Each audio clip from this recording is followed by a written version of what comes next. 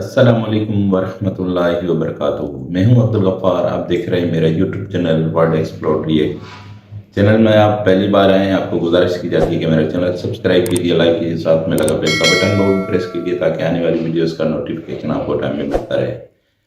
تو ناظرین، آج جس ہم ویڈیو پہ ریئیکشن کر رہے ہیں وہ ہے اللہ توکل تو۔ یہ ایک ایسی سچی کہانی ہمسایہ ملک بھارت میں ہوئی، اس کے آپ کو چند باتیں ہم بتاتے ہیں۔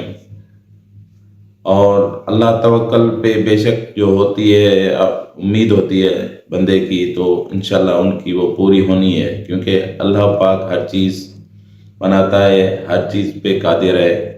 تو اسی موضوع کو لیے ہوئے ہم چلتے ہیں اس ویڈیو کی طرف۔ بسم اللہ الرحمن الرحیم۔ السلام علیکم۔ اربوں خربوں درود و سلام خاتم النبیین حضرت محمد مصطفیٰ صلی اللہ علیہ وآلہ وسلم پر، ان کی اولاد، ان کی آل پر۔ اللہ تعالیٰ مغفرت فرمائے آپ کی، میری، ساری امت کے مسلمانوں کی، آمین۔ دوستو، اللہ کی ذات پر توکل کا ایک عجیب واقعہ ہے جو کہ بھارت کے شہر دلی کا ہے۔ یہ واقعہ ایک خاتون کے توکل اللہ کا سچا واقعہ ہے۔ یہ خاتون بیان کرتی ہیں کہ اس کا خاوند اس کو چھوڑ کر بغیر بتائے کہیں چلا گیا، اور پھر میں اس کی راہ تکتی رہ گئی، مگر وہ واپس نہ آیا۔ جب میرا خاوند مجھے چھوڑ کر گیا تو میری گود میں چھوٹی سی بچی بھی تھی۔ جب مجھے اپنے خاوند کی واپسی کا یقین نہ رہا تو میں اپنے بوڑھے باپ کے ساتھ رہنے لگی۔ میرا باپ بھی اس قدر ضعیف ہو چکا تھا کہ اب وہ مزدوری کرنے اور پیسے کمانے سے عاجز تھا۔ ہمارے حالات آئے دن بگڑتے جا رہے تھے اور نوبت فاقوں تک آن پہنچی تھی۔ ایک دن میری بچی کو شدید بخار آ گیا۔ گھر میں کھانے کو کچھ نہیں تھا، دوائی کے لیے پیسے تو دور کی بات تھی۔ میں سخت پریشانی کی حالت میں بیٹھی رو رہی تھی۔ ہماری مدد کرنے والا بھی کوئی نہ تھا کہ اچانک میرے دل و دماغ پر اللہ تعالیٰ کا یہ ارشاد چھا گیا، جو کہ سورہ نمل کی آیت ہے، جس میں اللہ تعالیٰ نے فرمایا، کون ہے جو مضطر کی فریاد کو سنتا ہے جب وہ اس کو آواز دیتا ہے اور اس کی مصیبت کو دور کرتا ہے۔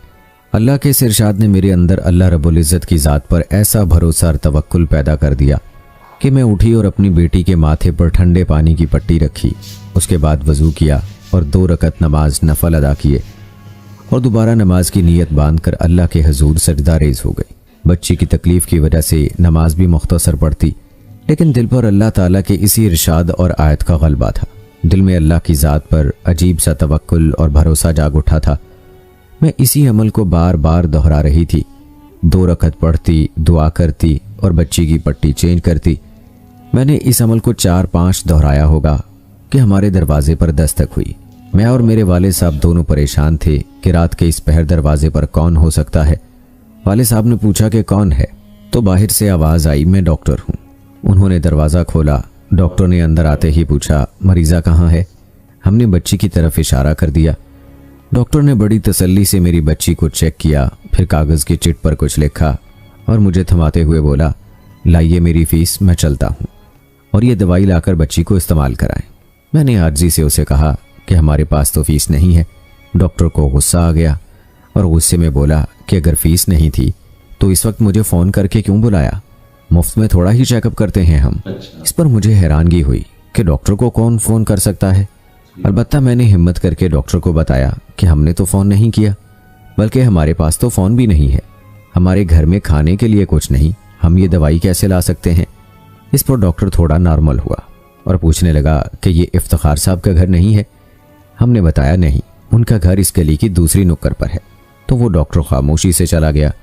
میں واپس اپنی بچی کے پاس بیٹھ گئی۔ تھوڑی دیر گزری تھی کہ دوبارہ دروازے پر دستک ہوئی۔ وہی ڈاکٹر دوبارہ ہمارے گھر آیا اور اس نے کہا کہ میں اس وقت تک نہیں جاؤں گا جس وقت تک آپ لوگوں کی پوری کہانی معلوم نہ کر لوں۔ میں نے سارا ماجرا اس کو سنایا۔ اس نے ہمیں تسلی دی اور خود جا کر مارکیٹ سے دوائیاں خرید کر لایا، اور ساتھ میں ہمارے کھانے پینے کے لیے بھی کافی کچھ لے آیا۔ اس نے اپنے ہاتھ سے میری بچی کو دوا پلائی اور جاتے وقت یہ کہہ کر گیا کہ اب آپ کو کسی قسم کی فکر کرنے کی ضرورت نہیں، میں ہر مہینے آپ کو ضرورت کا سامان پہنچا دیا کروں گا۔ پیارے دوستو، یہ ہے اللہ پر بھروسہ اور توکل کا صلہ۔ جب انسان اللہ کی طرف پورے یقین کے ساتھ رجوع کرتا ہے اور صرف اللہ پر توکل کرتا ہے تو اللہ اس کی ضرور داد رسی فرماتا ہے اور ایسی مدد فرماتا ہے جو کہ انسانی ذہن سے بالا تر ہوتی ہے۔ ایسا ہی ایک اور واقعہ آپ کو سناتے ہیں جو ایک حکیم صاحب کا اللہ کی ذات پر توکل کرنے کے حوالے سے ہے۔ اس کے بعد آپ کو توکل کا اور تقدیر کا مفہوم بتاتے ہیں۔ کہتے ہیں بھارتی پنجاب کے کسی شہر میں ایک حکیم صاحب ہوا کرتے تھے جن کا مطب ایک پرانی سی عمارت میں ہوتا تھا۔ حکیم صاحب روزانہ مطب جانے سے قبل بیوی کو کہتے کہ جو کچھ آج کے دن کے لیے تم کو درکار ہے ایک چٹ پر لکھ کر دے دو۔ بیوی لکھ کر دے دیتی ہے۔ آپ دکان پر آ کر سب سے پہلے وہ چٹ کھولتے ہیں۔ بیوی نے جو چیزیں لکھی ہوتی ان کے سامنے ان چیزوں کی قیمت درج کرتے، پھر ان کا ٹوٹل کرتے، پھر اللہ سے دعا کرتے کہ یا اللہ تو ہی میرا وکیل ہے، میرا تجھ پر ہی توکل ہے، میں صرف تیرے ہی حکم کی تعمیل میں تیری عبادت چھوڑ کر یہاں دنیا داری کے چکروں میں آ بیٹھا ہوں۔ جو ہی تو میری آج کی مطلوبہ رقم کا بندوبست کر دے گا میں اسی وقت یہاں سے اٹھ جاؤں گا۔ اور پھر یہی ہوتا، کبھی صبح کے 9:30 بجے، کبھی 10 بجے حکیم صاحب مریضوں سے فارغ ہو کر واپس اپنے گاؤں چلے جاتے اور اپنا باقی وقت اللہ کی عبادت میں گزارتے۔ ایک دن حکیم صاحب نے دکان کھولی، رقم کا حساب لگانے کے لیے چٹ کھولی تو وہ چٹ کو دیکھ کے دیکھتے ہی رہ گئے، کیونکہ آٹے دال وغیرہ کے بعد بیگم نے لکھا تھا بیٹی کے جہیز کا سامان۔ کچھ دیر سوچتے رہے، پھر چیزوں کی قیمت لکھنے کے بعد جہیز کا سامان لکھا اور اس کے بعد لکھ دیا یہ اللہ کا کام ہے، اللہ جانے۔ چٹ پر یہ جملہ لکھا اور کام میں مصروف ہو گئے۔ 1-2 مریض آئے ہوئے تھے، ان کو حکیم صاحب دوائی دے رہے تھے۔ اسی دوران ایک بڑی سی کار ان کے مطب کے سامنے آ کر رکی۔ حکیم صاحب نے کار یا صاحب کار کو کوئی خاص توجہ نہ دی، کیونکہ کئی کاروں والے ان کے پاس آتے رہتے تھے۔ دونوں مریض دوائی لے کر چلے گئے۔ وہ سوٹڈ بوٹڈ صاحب کار سے باہر نکلے اور سلام کر کے بینچ پر بیٹھ گئے۔ حکیم صاحب نے کہا کہ اگر آپ نے اپنے لیے دوائی لینی ہے تو ادھر سٹول پر آ جائیں تاکہ میں آپ کی نبض دیکھ لوں، اور اگر کسی مریض کی دوائی لے کر جانی ہے تو بیماری کی کیفیت بیان کریں۔ وہ صاحب کہنے لگے حکیم صاحب میرا خیال ہے آپ نے مجھے پہچانا نہیں، لیکن مجھے آپ پہچان بھی کیسے سکتے ہیں، کیونکہ میں 15 یا 16 سال بعد آپ کے مطب میں داخل ہوا ہوں۔ آپ کو گزشتہ ملاقات کا احوال سناتا ہوں، پھر آپ کو ساری بات یاد آ جائے گی۔ جب میں پہلی مرتبہ یہاں آیا تھا تو میں خود نہیں آیا تھا، خدا مجھے آپ کے پاس لے آیا تھا، کیونکہ خدا کو مجھ پر رحم آ گیا تھا اور وہ میرا گھر آباد کرنا چاہتا تھا۔ وہ اس طرح تھا کہ میں اپنی کار میں اپنے آبائی گھر جا رہا تھا کہ سفر کے دوران عین آپ کی دکان کے سامنے ہماری کار کا ٹائر پنکچر ہو گیا۔ ڈرائیور کار کا ٹائر اتار کر پنکچر لگوانے چلا گیا۔ آپ نے دیکھا کہ میں گرمی میں کار کے پاس کھڑا ہوں، آپ میرے پاس آئے اور آپ نے مطب کی طرف اشارہ کیا اور کہا کہ ادھر آ کر کرسی پر بیٹھ جائیں۔ اندھا کیا چاہے 2 آنکھیں۔ میں نے آپ کا شکریہ ادا کیا اور کرسی پر آ کر بیٹھ گیا۔ ڈرائیور نے کچھ زیادہ ہی دیر لگا دی تھی۔ ایک چھوٹی سی بچی بھی یہاں آپ کی میز کے پاس کھڑی تھی اور بار بار کہہ رہی تھی چلے نا مجھے بھوک لگی ہے، اور آپ اسے کہہ رہے تھے بیٹی تھوڑا سا صبر کرو ابھی چلتے ہیں۔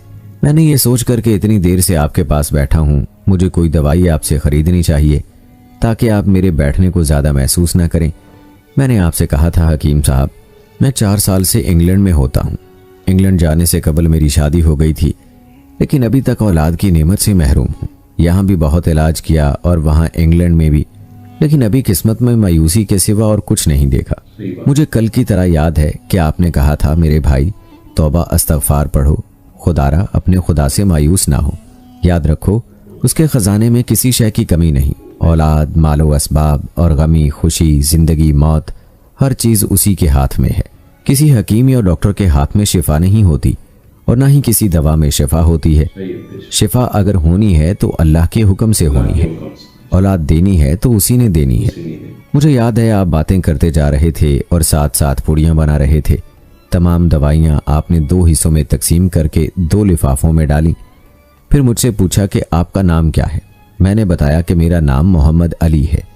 آپ نے ایک لفافے پر محمد علی اور دوسرے پر بیگم محمد علی لکھا، پھر دونوں لفافے ایک بڑے لفافے میں ڈال کر دوائی استعمال کرنے کا طریقہ بتایا۔ میں نے بے دلی سے دوائی لے لی کیونکہ میں تو صرف کچھ رقم آپ کو دینا چاہتا تھا، لیکن جب دوائی لینے کے بعد میں نے پوچھا کتنے پیسے، آپ نے کہا بس ٹھیک ہے۔ میں نے زیادہ زور ڈالا تو آپ نے کہا کہ آج کا کھاتا بند ہو گیا ہے۔ میں نے کہا تھا مجھے آپ کی بات کی سمجھ نہیں آئی۔ اسی دوران وہاں ایک اور آدمی آ چکا تھا۔ اس نے مجھے بتایا کہ کھاتا بند ہونے کا مطلب یہ ہے کہ آج کے گھریلو اخراجات کے لیے جتنی رقم حکیم صاحب نے اللہ سے مانگی تھی وہ اللہ نے دے دی ہے، مزید رقم وہ نہیں لے سکتے۔ میں کچھ حیران ہوا اور کچھ دل میں شرمندہ ہوا کہ میرے کتنے گھٹیا خیالات تھے اور یہ سادہ سا حکیم کتنا عظیم انسان ہے۔ میں نے جب گھر جا کر بیوی کو دوائیاں دکھائیں اور ساری بات بتائی تو بے اختیار اس کے منہ سے نکلا، وہ انسان نہیں کوئی فرشتہ ہے، انشاءاللہ اس کی دی ہوئی ادویات ہمارے من کی مراد پوری کرنے کا باعث بنے گی۔ حکیم صاحب، اللہ نے ہمیں اولاد کی نعمت سے نوازا اور آج میرے گھر میں 3 پھول اپنی بہاریں دکھا رہے ہیں۔ ہم میاں بیوی ہر وقت آپ کے لیے دعائیں کرتے رہتے ہیں۔ جب بھی پاکستان چھٹی آیا، کار ادھر روکی لیکن دکان کو بند پایا۔ میں کل دوپہر بھی آیا تھا، آپ کا مطب بند تھا۔ ایک آدمی پاس ہی کھڑا تھا، اس نے کہا کہ اگر آپ کو حکیم صاحب سے ملنا ہے تو آپ صبح 9 بجے لازماً پہنچ جائیں، ورنہ ان کے ملنے کی کوئی گارنٹی نہیں، اس لیے آج میں سویرے سویرے آپ کے پاس آ گیا ہوں۔ محمد علی نے کہا کہ جب 15 سال قبل میں نے یہاں آپ کے مطب میں آپ کی چھوٹی سی بیٹی دیکھی تھی تو میں نے بتایا تھا کہ اس کو دیکھ کر مجھے اپنی بھانجی یاد آ رہی ہے۔ حکیم صاحب، ہمارا سارا خاندان انگلینڈ سیٹل ہو چکا ہے، صرف ہماری ایک بیوہ بہن اپنی بیٹی کے ساتھ پاکستان میں رہتی ہے۔ ہماری بھانجی کی شادی اس ماہ کی 21 تاریخ کو ہونا تھی۔ اس بھانجی کی شادی کا سارا خرچ میں نے اپنے ذمہ لیا تھا۔ 10 دن قبل اسی کار میں اسے میں نے لاہور اپنے رشتہ داروں کے پاس بھیجا کہ شادی کے لیے اپنی مرضی کی جو چیز چاہے خرید لے۔ اسے لاہور جاتے ہی بخار ہو گیا، لیکن اس نے کسی کو نہ بتایا۔ بخار کی گولیاں ڈسپرین وغیرہ کھاتی اور بازاروں میں پھرتی رہی۔ بازار میں پھرتے پھرتے اچانک بے ہوش ہو کر گری۔ وہاں سے اسے اسپتال لے گئے۔ وہاں جا کر معلوم ہوا کہ اس کو 104 ڈگری بخار ہے اور یہ گردن توڑ بخار ہے۔ وہ بے ہوشی کے عالم میں ہی اس جہان فانی سے کوچ کر گئی۔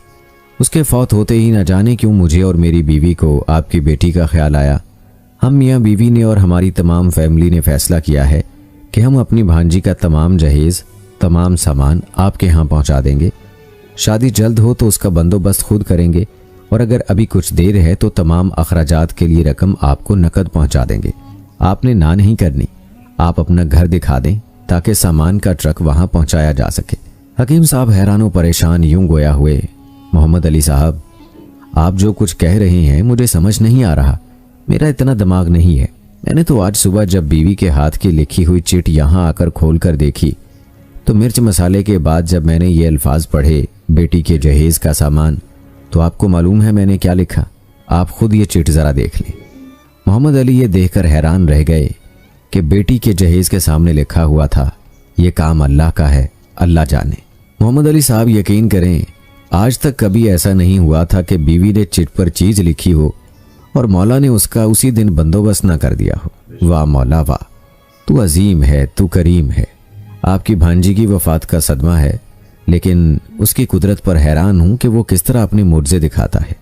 حکیم صاحب نے کہا، جب سے ہوش سنبھالا ایک ہی سبق پڑھا کہ اللہ پر توکل کرنا اور صبح ورد کرنا ہے، رازق رازق تو ہی رازق، اور شام کو شکر شکر مولا تیرا شکر کا ورد کرنا ہے۔ پیارے دوستو، آپ نے اللہ پر توکل کی یہ دلچسپ داستان ملاحظہ فرمائی۔ چلیے اب آپ کو بتاتے ہیں کہ تقدیر اور توکل کیا ہے۔ قرآن و حدیث میں تقدیر اور توکل کے بارے میں کیا ارشادات ہیں، تقدیر پر ایمان رکھنا کتنا ضروری ہے، اور اللہ کی ذات پر توکل کا اصل مفہوم کیا ہے۔ تو ناظرین، آپ نے توکل تو اللہ پہ یقین کرنا اور اس پہ بھروسہ کرنا اللہ کی ذات پہ، تو بے شک وہی بجلی بناتا ہے، وہی کام سب کچھ کرتا ہے۔ تو آپ نے یہ ویڈیو دیکھی، امید ہے کہ آپ کو ویڈیو اچھی لگی۔ پلیز میرا چینل سبسکرائب کیجیے، لائک کیجیے، ساتھ میں لگا بیل کا بٹن وہ بھی پریس کیجیے تاکہ آنے والی ویڈیوز کا نوٹیفیکیشن آپ کو ٹائم پر ملتا رہے۔ اپنا خیال رکھیے، جاتے جاتے کمنٹ سیکشن میں اچھا سے کمنٹس کر دیں تاکہ ہماری حوصلہ افزائی ہو سکے۔ تب تک کے لیے اللہ حافظ۔